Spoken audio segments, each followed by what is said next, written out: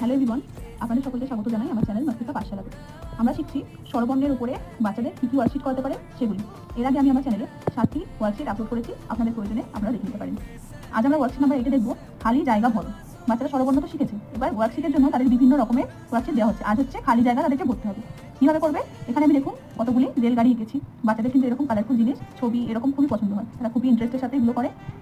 তো আমি এখানে লিখেছি এর পরে এখানে ফাঁকা ছিল, আর লিখতে হবে হর্ষই, ফাঁকা আছে, দীর্ঘই লিখতে হবে। তারপরে কি হয়? হর্ষ। তাহলে এইভাবে লিখবে হর্ষ, তারপরে কি হয়? দীর্ঘ।